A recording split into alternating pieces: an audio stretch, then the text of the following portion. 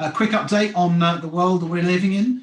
Number of cases in the UK continues to fall, which is fantastic news. A little over 5,000 yesterday, with obviously a reduction too in the number of COVID virus deaths. Incredibly, nearly 25 million people will have had their first vaccine dose. Large number of people on the call today, I'm sure, have had their dose in the last week or so. On the 29th of March, the rules of six will allow us to be able to meet up again on a park bench, apparently, albeit outdoors with our family and our friends. And then from the 12th of April, that's D-Day, I get my hair cut. On the 17th of May, we'll be able to enjoy a drink inside our local. And then finally on the 21st, all restrictions are off. So all bets are off. And hopefully by then, we'll have some idea as to whether we're allowed to travel internationally and whether we'll need some sort of evidence that we've had the jabs to be able to do that. Those really are kind of the remaining questions really over foreign travel, I guess concerns about people returning to the office. We've been tracking, as you know, with Savanta sentiment, consumer sentiment on a weekly basis. So we'll bring the latest quarterly update to you in a week or so's time. And that'll be quite interesting to read. Anecdotally, I've spoken to a lot of people, and I think there is some sort of evidence that people are actually feeling as if they've been institutionalized, and therefore that's obviously having a knock-on effect, not just on their mental health, but also on their propensity to want to go back to the office. But in general, it feels like life is returning and we're getting back to some sort of new normal. With this in mind, and over the next 2 or 3 weeks, I'd like us really to sort of focus on how we can build back better. And that's really what today's presentation is all about. It's about really what lessons can we take from COVID? How will consumer habits continue to change? What sorts of new businesses will thrive in the post-pandemic world?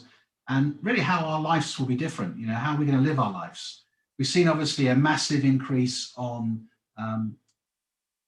online retailing, and that continues to thrive. We've seen obviously the high street has been decimated. We've focused on previous weeks on the return of the high street and how that might look. A lot of things are changing, as is transport. And today's presentation really focuses on 3 entrepreneurs that have been developing their new businesses during the pandemic. They've been taking the opportunity to anticipate a change in consumer habits and rethinking how we make our journeys. From commuting to shopping and leisure, we can all play our part in helping to reduce our carbon footprint. And in doing so, we can promote our own health and well-being. And of course, reduce congestion in our over-congested cities. So we're going to hear from 3 entrepreneurs, all interesting enough within a similar category, all of them approaching it from a different point of view. And interestingly enough, all of them are now collaborating and working together, which is also great news. First of all, we'll hear from Justin Lee, who's the founder and CEO of Bike Drop, which opened 3 shops in London's West End last summer. Prior to Bike Drop, Justin ran a design agency, so he came from our neck of the woods. And then from the early 2000s, he developed from his design agency into an architectural and property professional, all of which he's really brought to bear with his new concept, Bike Drop. Bike Drop is a brand born out of the coronavirus pandemic, and Justin's medium-term aim is to open Bike Drops not just across the central London, but also across other major cities, both here and abroad. Jamie Milroy is the founder and CEO of Dash Rides. Prior to Dash, he was a manager at PwC, advising FTSE 100 corporations to startups on increasing their business performance and strategies. Jamie holds a BSc Honours in Economics from the University of Exeter, and Dash is on a mission to transform the way the world moves via fast and easy e-bike subscription services that turbocharge cycles to work. And finally, Josh Cohen, so the 3 J's today, is the founder of Newlane, a packable helmet for cyclists and e-scooters. Prior to Newlane, Josh established 2 successful innovation agencies, built relationships with global brands such as Unilever, Nestle, and Samsung. He's passionate about building businesses and creating innovation for social good. Josh has co-led the creation of game-changing products, secured leading investors, and is on the verge of launching impactful partnerships with a new and exciting product. Josh believes, and I think we all have the same belief, that we should all fail fast, fail hard, and fail often, because that's how we know we are pushing ourselves to the limit. He also believes we should have some fun whilst we're doing it. Gentlemen, I'd like to start, if I may, by handing over the opportunity to Justin Lee, who's going to tell us a bit about his business. The format of today is that each of them are going to make a short 5-minute presentation. They'll then go into a panel, and then we'll open it up to questions from everyone on the call. Needless to say, these guys are all startup businesses, and like all startups, they're always looking for help, advice, and the opportunity to develop and promote their businesses. So hopefully, as an audience today, you'll be spotting opportunities in ways in which you and your agencies can perhaps help them expand their horizons. So thank you very much. I'm going to hand over now to Justin, who's going to put his slides on screen.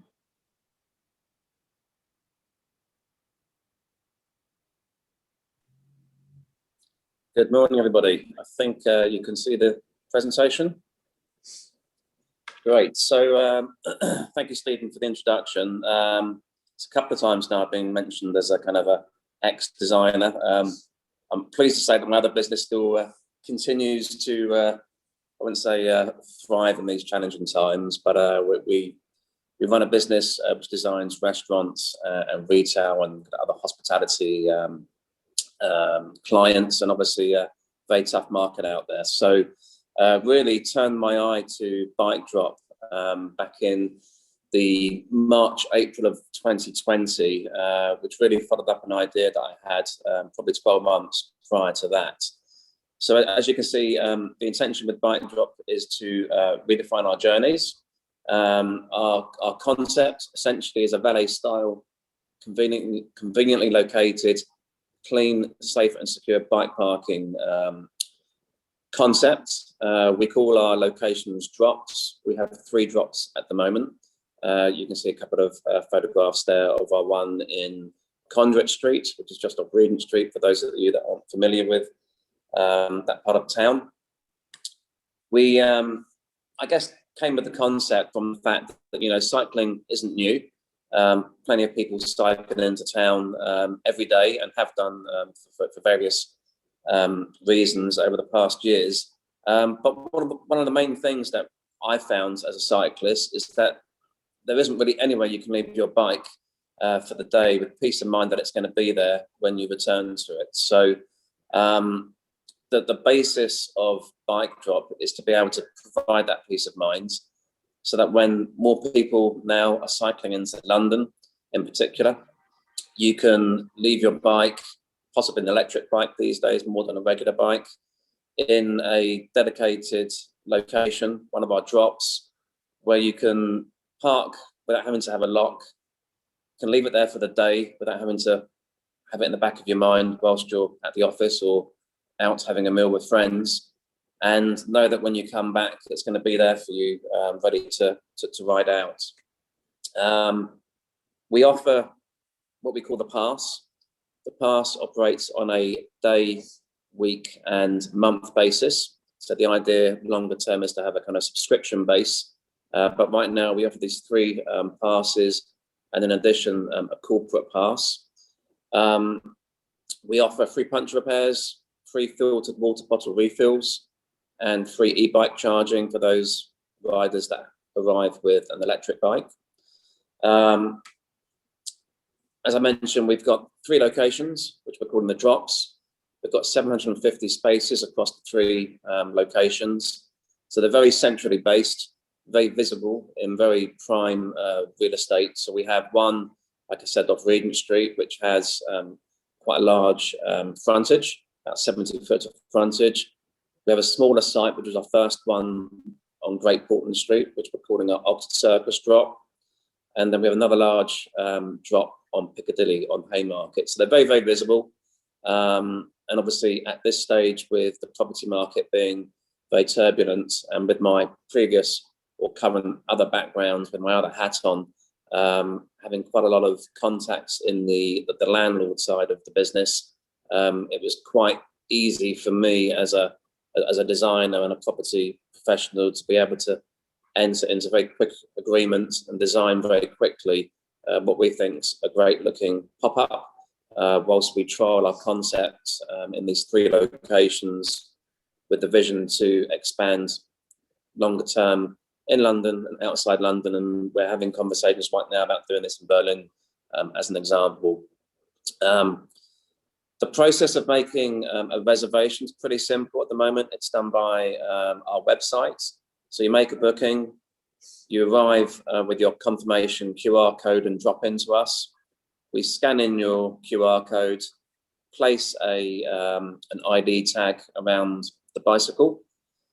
You then do your day's work or day's shopping, and maybe at 3 p.m. in the afternoon, when you've finished your day, just reply back to our welcome SMS message with the word "now," and the bike will be ready for you to ride out.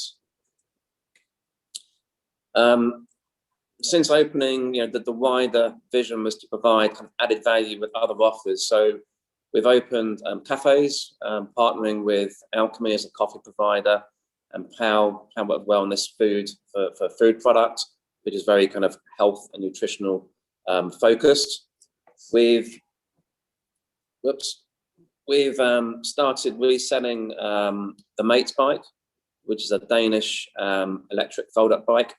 Quite a trendy version of a fold-up bike, I guess. I would kind of liken it to the hipster customers that Joe and the Juices have within their business, which is also Danish as it happens. They do a very chunky, kind of fat-tired Mate's bike, and they also do a more Brompton-esque electric bike, both of which are foldable, and we're the only business at the moment where you can demo them within a central London location. So we do demo rides from our Conduit Street site at the moment. Feedback so far, we're doing great with Trustpilot, albeit one of the challenges of opening in this current climate is the moment we instigated our Trustpilot review system, within a couple of weeks we were back into lockdown, so we haven't had a huge amount of exposure, but the exposure we have had has been great. We're getting lots of great feedback, very much about the customer service that our riders are receiving. We've had a bit of press coverage in the Telegraph and the Metro, a couple of bike magazines as well, such as Bike Biz and a few others. We've had Sadiq Khan visit us late December as Regent Street was closed over a couple of weekends, so that was an added level of exposure to our business. And then looking into the future, and probably the last slide I think for me, our business model at this stage is very much pop-up and trial. I really do believe we've got a great concept behind us. Bike Drop really is providing something that doesn't really exist in any city really at the moment, certainly in the UK. We want to provide in the future a wider offer, including things like showers and changing facilities.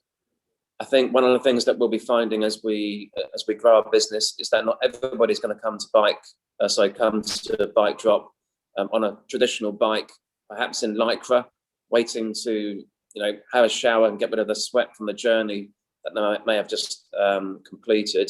Some people will be just literally on the electric bike for 3 or 4 miles without getting a sweat. So changing facilities may or may not be relevant. They do have a big impact on our business model, because as you can probably imagine, the investment costs kind of rocket when we start putting showers and things in.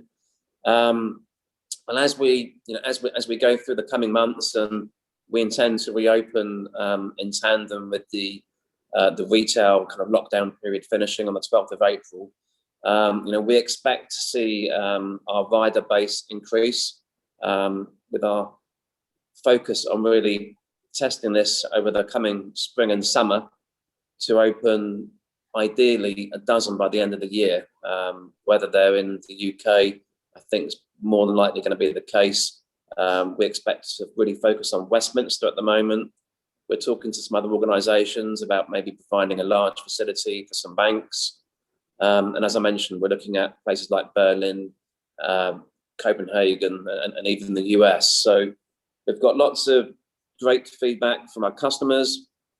We've got lots of interest from landlords, and hopefully it'd be great to get some questions or some thoughts from the guys joining us on the call today as we embark on moving into the future. So thank you very much.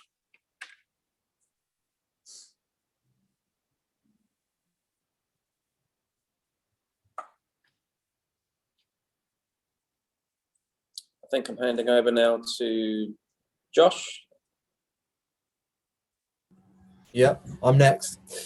Let me just share my screen. I think you need to stop sharing. Yeah, perfect. Hi, everyone. Just going to share my slides. All right, guys, I was talking to myself there, as always. Can everyone see that okay?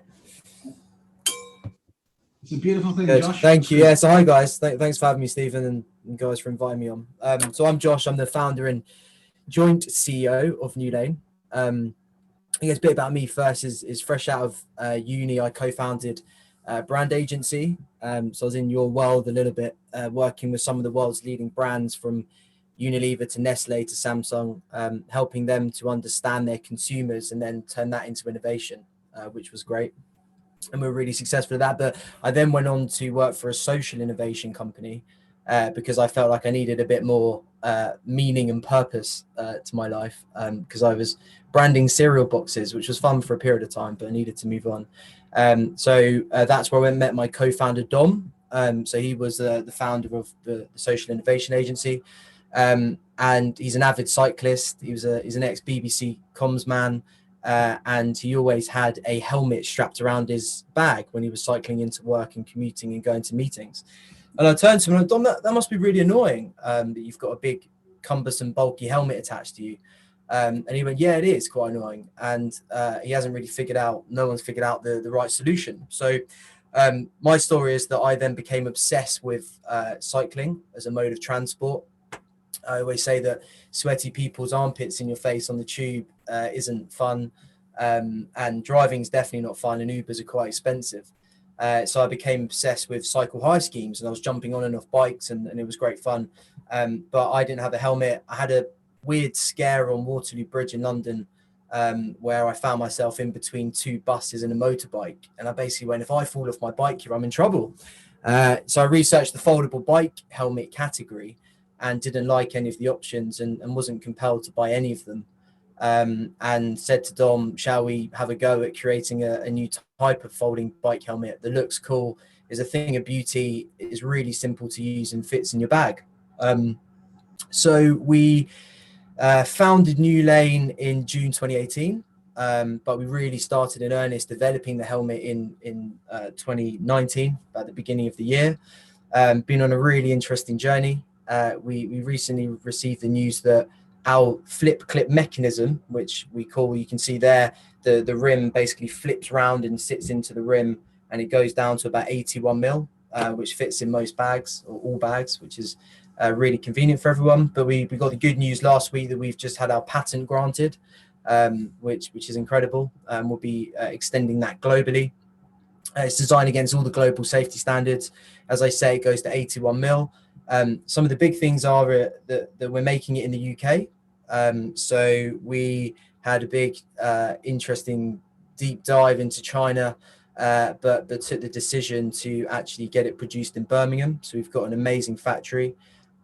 We've got a recyclability program in place, which essentially means that consumers, when they're done with the helmet, or if it doesn't fit, they can send it back to us, and our factory will take it apart, melt it down, and turn it into other helmets.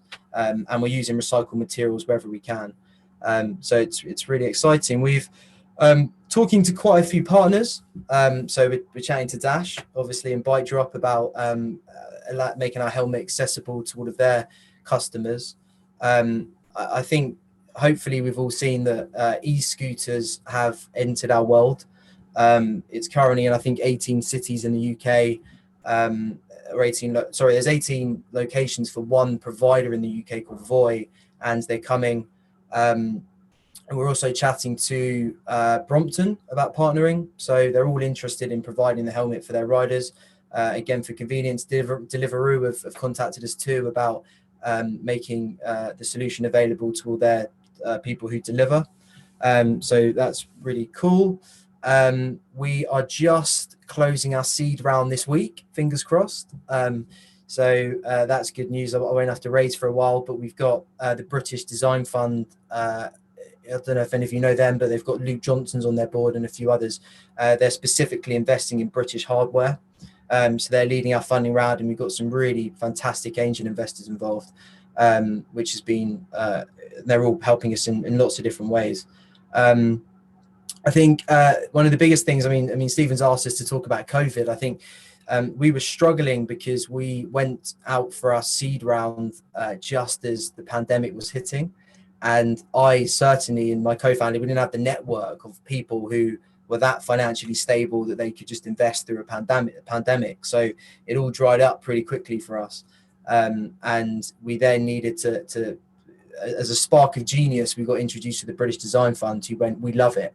And then we sort of got into a rhythm, and over the past few months, we've managed to raise the chunk of money that we've needed to take it to market. So entering the market, the plan is July. The tool is currently being produced and built, and all the ancillary parts and all the fun stuff is being made. Our marketing plans are being made. So again, if anyone has any thoughts or ways that we can reach people in an interesting way, that'd be great. This is what we're looking for. But that's me, really. And I could talk about a load of stuff, but welcome any questions or anything anyone wants. So thank you. Passing over to Jamie. Thank you, Josh. We started with the oldest, we're going to come to the youngest now, I think. Is that right? In age order. Yeah, in age order.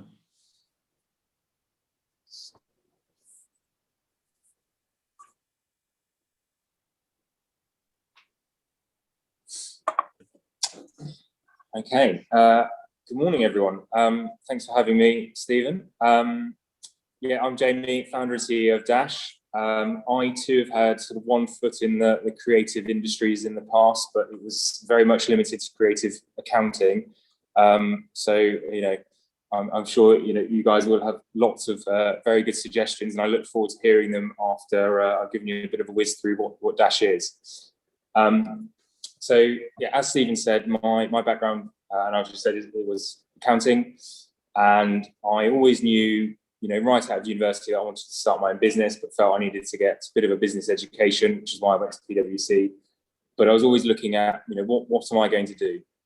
And I can't really remember how this happened, but I ended up getting hold of an expense report for the entire firm, or sorry, for the 2 London offices of PwC, which showed that the firm was spending just under £7 million a year in taxis, tube fares, you know, just moving people around London. And there's about 20,000 people across those 2 London offices. And that absolutely shocked me and horrified me that, one, people were spending that much money on moving around.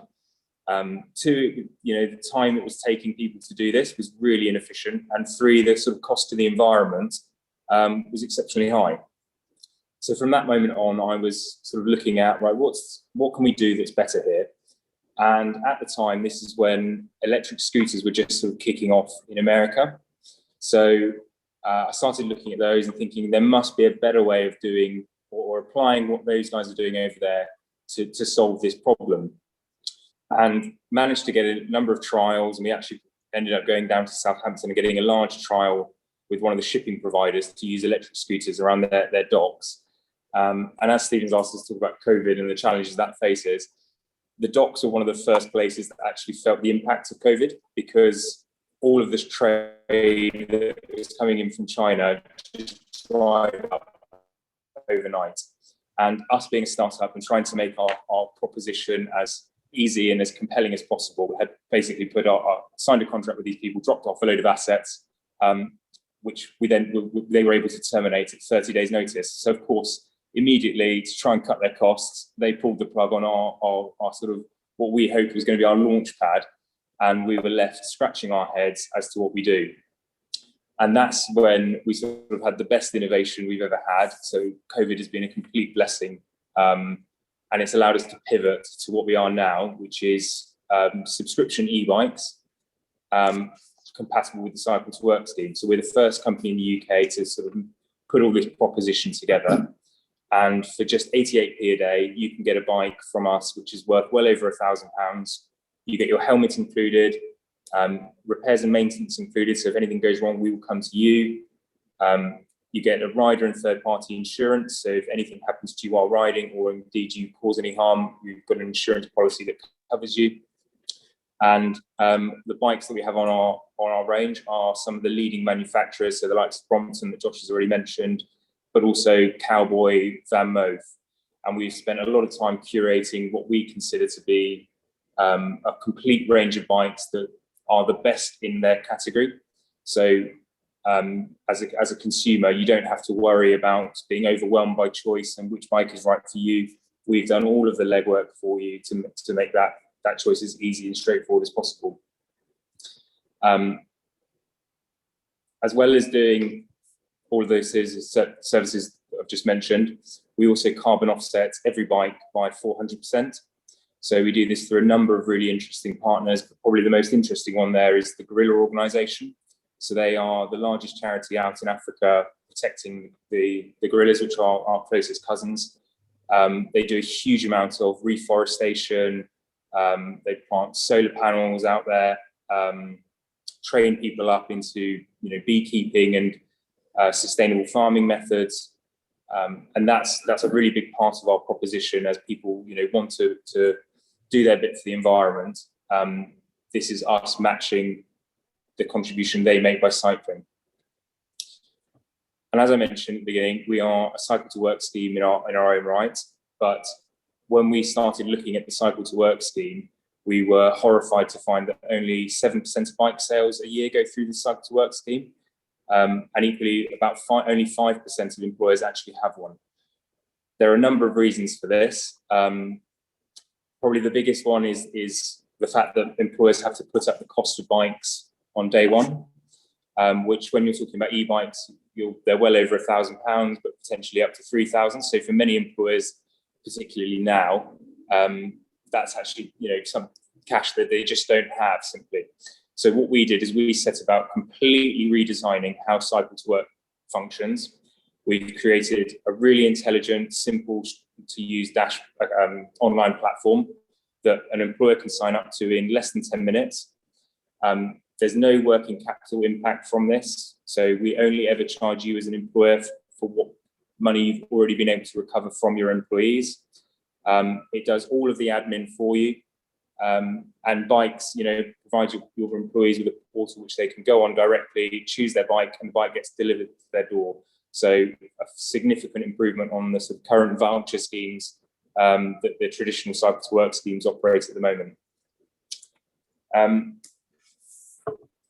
So the challenges that we faced in getting this business off the ground is, first of all, renting bikes is a regulated activity. So we've had to get FCA regulation, which as a startup is quite a challenge. There's a lot of hoops to jump through.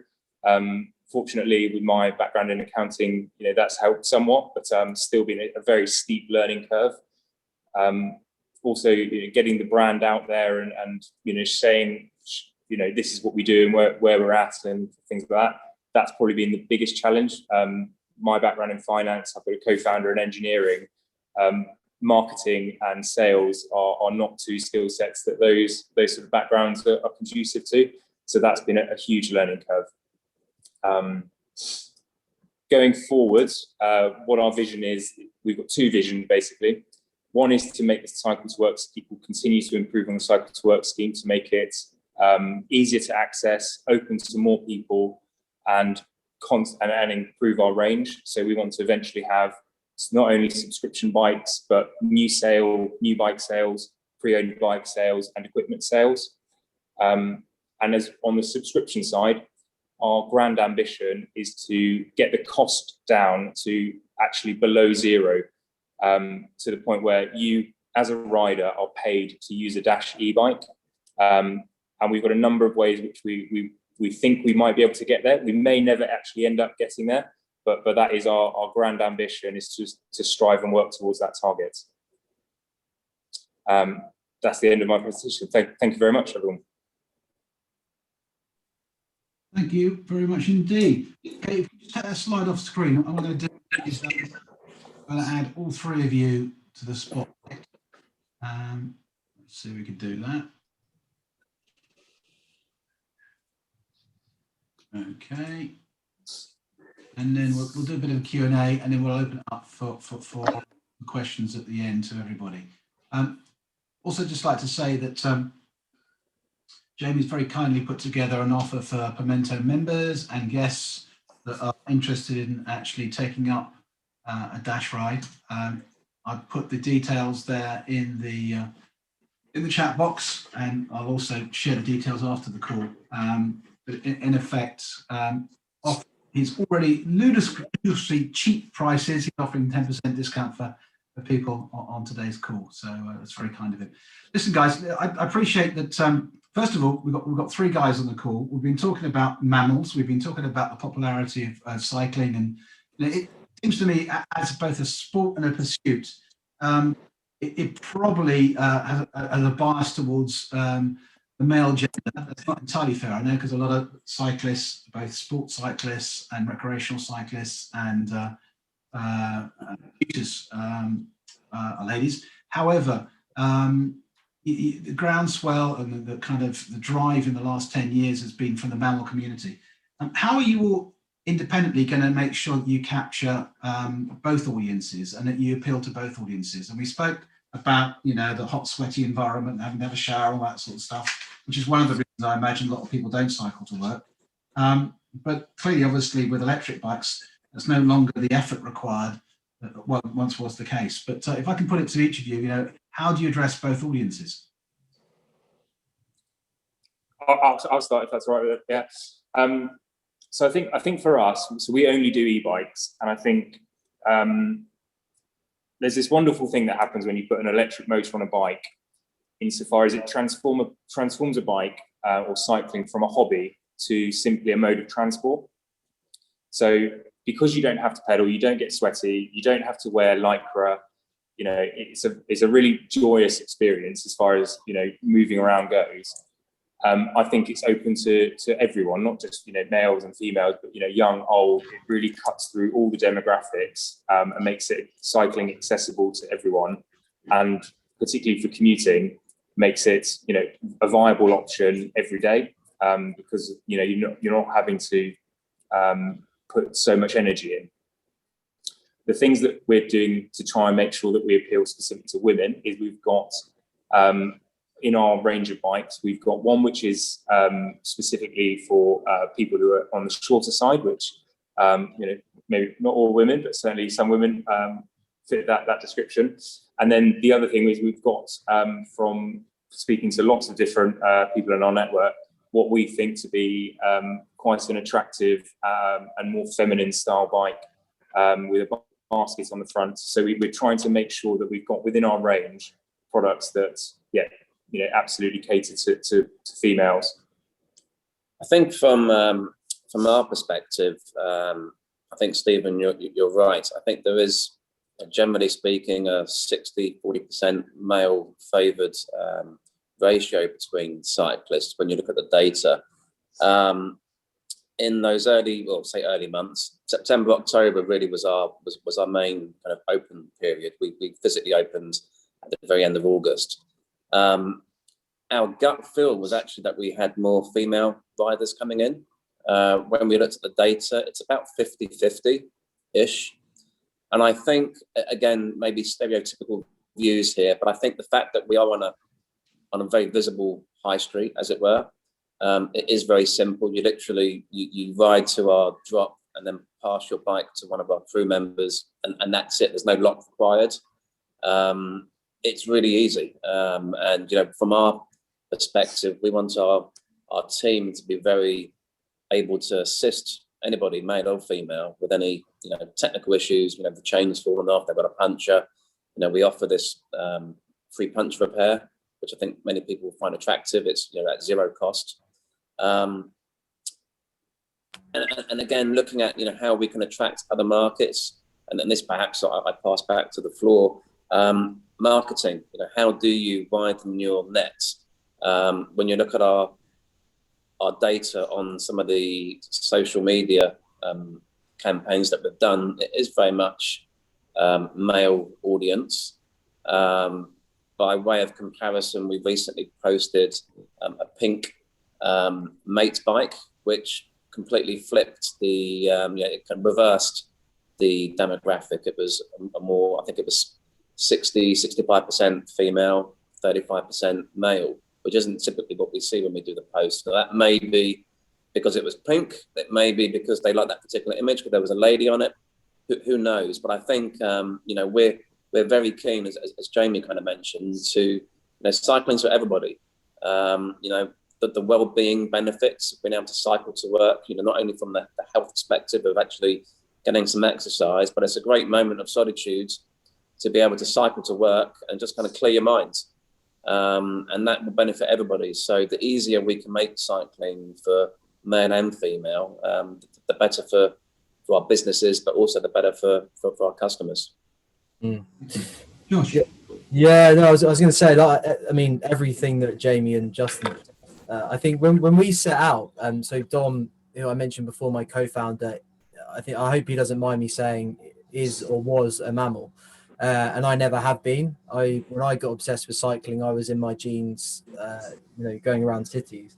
When we set out, we always said we do not necessarily, or we don't want our product to only be ridden or used by mammals. We want to go for everyone. So when we're looking at, I guess, segmenting who we're going after, we've defined it as the urban rider. And I think I cycled in today from a 12-mile trip from northwest London to Soho. And the difference of people who you now see on the streets using bikes has changed so much. I mean, before, when you stop off at the lights and you look to your left or your right, you used to see genuinely middle-aged men in bike, but now you see all sorts of different types of people. There's people on cargo bikes, there's people delivering stuff, there's people rolling up on scooters who you wouldn't see before.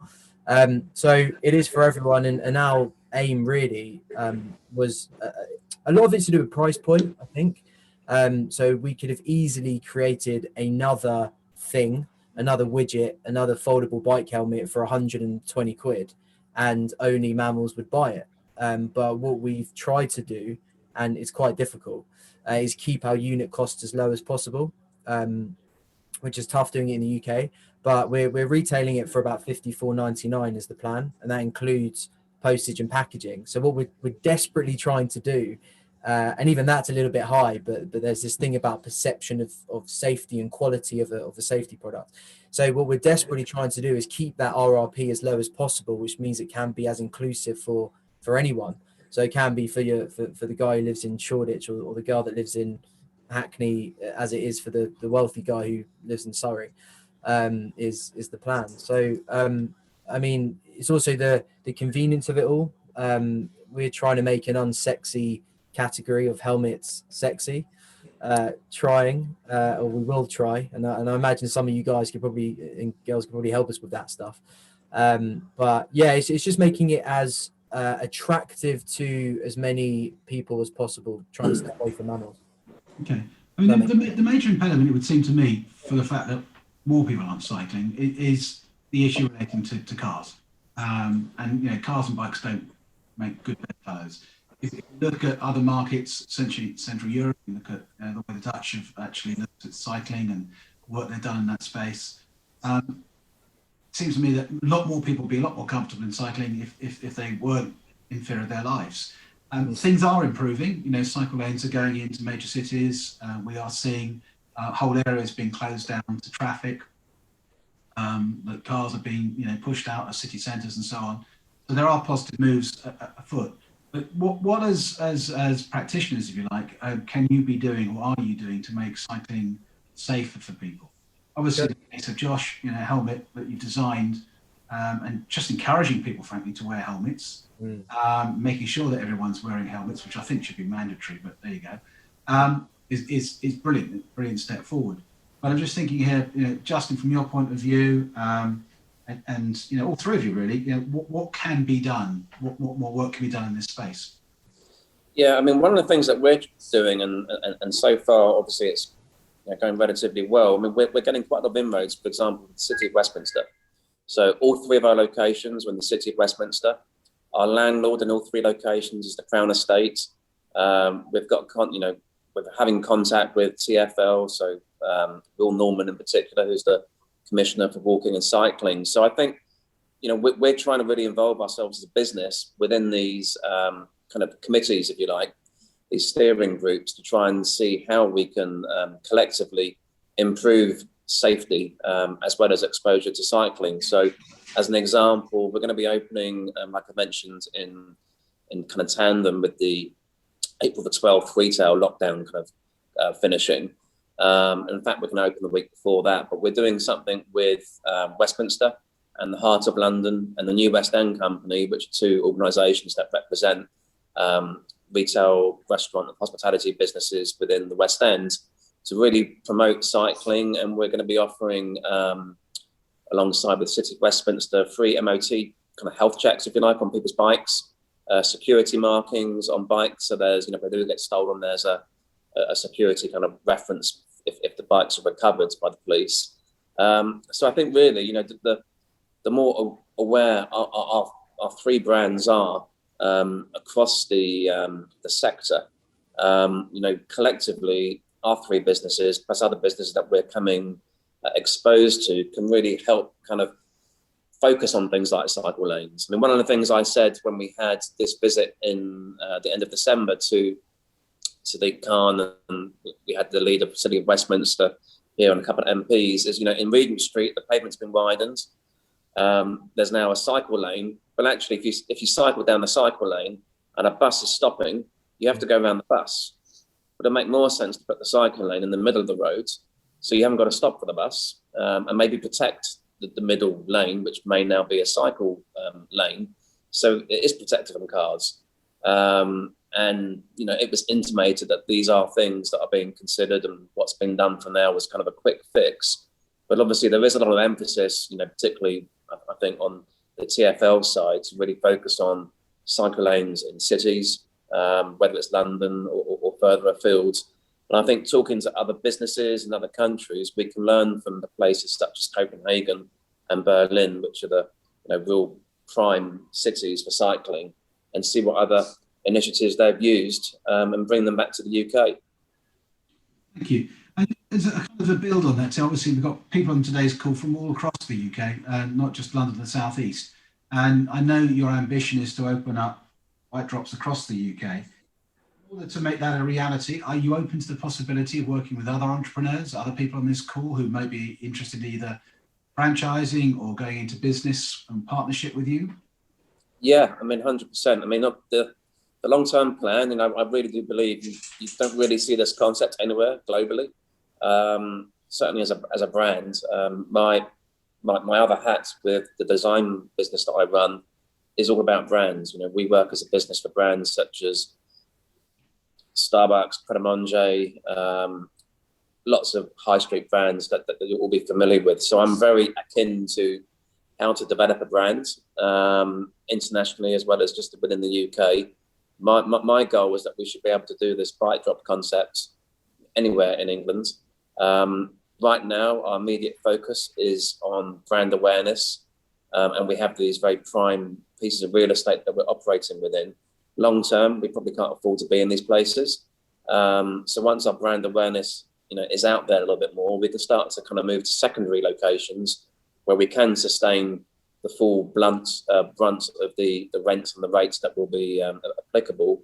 And that will enable us to really, once we've got that brand awareness out there, enable us to spread across, London and the rest of the country and further afield. Obviously, that will involve investment. At the moment, I'm self-funding this business. My pockets aren't that deep to be able to go internationally. So, yeah, the more the merrier to some extent. Okay, thank you for that. And a question, if I may, from Mark Palmer for Jamie. It seems to be a no-brainer for business. It costs them nothing. They, with their staff, can reduce their carbon footprint of the company and its people. The user gets a bike much cheaper, as on the Cycle to Work scheme. But what are the biggest pushbacks businesses are giving you? Why aren't they taking advantage of this already? Yeah, sure. Good question from Mark. The biggest pushback we get is that, we've already got a Cycle to Work scheme. That tends to be the number one response that we get, which ends the conversation. And I think the challenge that we have, and when we're fighting the good fight on, is explaining that your Cycle to Work scheme, one, it is very different to what we're offering. So there's no reason that we can't sit alongside it. But I think if you're honest about it, most businesses, the take-up rate of their cycle to work scheme is pretty abysmal. It's put away on some benefits platform where it gets shelved, and only a select few people know where it is, and you'll see the same people go in over and over again every year to use it. So I think the challenge that we have is getting people to sort of accept that that there is an alternative. They may not have the right cycle to work scheme for their employees, or actually just be open to change and trying something new. I think what we're trying to do with our cycle to work scheme is provide all these additional benefits that make it, take it from just getting a bike to, helping you to change your habits and your lifestyle, and be more, as Mark said, be more responsible around the environment. Do you mean the people on this call, a lot of them work from home, particularly at the moment, and a number of them have, small businesses, maybe, less than 10 employees. Sometimes they're just running consultancies on their own. Can they all take advantage of this scheme? Yes, as long as you are employed by a company or a limited partnership and you are paid through the PAYE scheme, the cycle to work scheme is an option for you. I think one thing we should point out now is geographically, at the moment, we are constraining ourselves to within the M25 in Surrey, just to make sure that we can offer the level of standard that we want to. The plan is to roll out across the sort of south of England later this year, but they're the criteria at the moment for our business. Okay. And Josh, one question for you. Someone pointed out your product is ideally suited for cyclists going abroad. It's not just a commuter proposition. This is something that you can pack in your backpack, put in your case, and take it with you.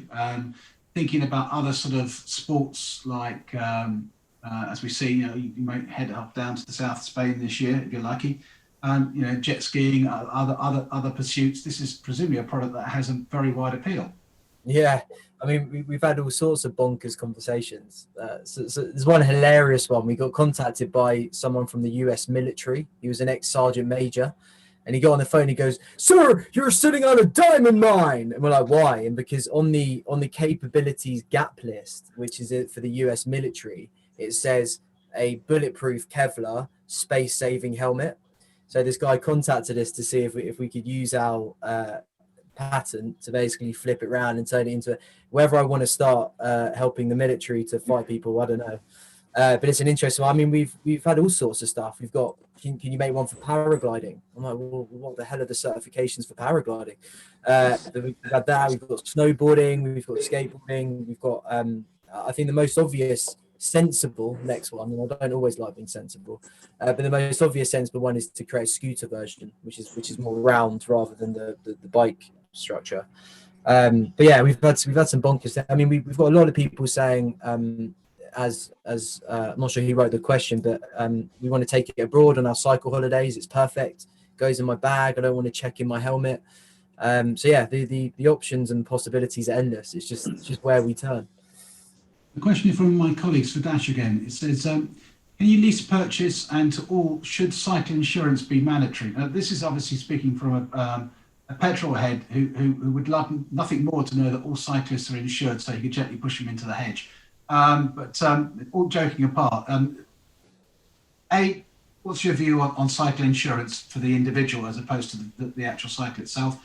And secondly, are you looking at a lease purchase scheme as an alternative to your hire scheme? So on the first question, look, as we said, rider insurance, third-party insurance is something we include as standard. I think it's really quite important. I don't know if it should go all the way to being mandatory, but I certainly think it's something very sensible to have for cyclists, particularly as there are ever-increasing numbers of them, on the road. I think if you're a business looking to encourage cycling amongst your workforce, knowing that there is an insurance policy to look after those individuals should something terrible happen to them, I think is incredibly reassuring. And again, is you doing your part as a responsible employer. On the second question, we have looked at doing a sort of a lease to own model. What we found is that the demographics of people that the subscription model appeals to they're quite different to the people who want to end up owning a bike. I think what subscription appeals to is two different sort of types of people. It's one, the people who are looking to keep pace with the rate of innovation. So because of the subscription, you know, as new bikes come out, you can hand back your old bike and get a brand new one. But also it appeals to people who want to cycle, but, you know, don't want all the hassle or perceived hassle of looking after a bike, or, you know, where do I get my insurance from, all that sort of stuff. Whereas the lease to own model, that tends to be people who, you know, want to own a bike but can't necessarily afford the upfront payment for a brand new bike. And I think where we're aiming to cater to that demographic is through our pre-owned bikes. So this will be ex-subscription bikes, so they'll still be in very, very good working order. They'll be given a thorough, you know, health check after they're taken out of subscription service and resold. So I think that's how we tend to tackle that sort of area or buying preference. Lots of really good questions and offers of help, which I will share with you afterwards from various different agencies and people who are cycling enthusiasts. A note here from Rebecca Dana: are you talking to London First? Who's that question to? Any of you? Yeah. We're not. No, neither. I'm just currently looking them up. Yeah, It's londonverse.co.uk. Have a look at that. Yeah. Interesting opportunity there. Mark Stevenson: all brilliant businesses. The RRP for the helmet puts it right in the second helmet category for work. The bike drop possibilities are huge. Very best of luck to you all. Jean Donovan: I have a friend running an e-scooter business in the east of England. Would be very interested to talk to you all. We've got another one here from Trevor. I totally agree on this one, Trevor. Helmet hair is a big issue for all. How do we overcome that? Yeah. Is one of the reasons you think that actually ladies don't cycle? Oh, did I say that? The government has just announced investment in public transport. Maybe this should go into safe cycling lanes. One from Matthew Williams. Really interesting topic for all. Thank you. You're leaning against an open door with the explosion of cycling for leisure during COVID. Your propositions are based on the commute, but thoughts on targeting the cycling as a lifestyle and riding the cycling boom. So you know, I agree on that. You know, you're not just talking commuting here. Obviously, bike drop is a commute proposition. However, a great deal of people like to cycle into town to go shopping. A lot of people go out and meet their mates for lunch. Outside of town, obviously, we all like to commute. And actually, cycling in general, when it comes to electric bikes, is getting more and more popular. So one of the things we're looking at doing as we expand is a home drop. So obviously, as you mentioned there, we are focusing on the commuter, particularly at the moment.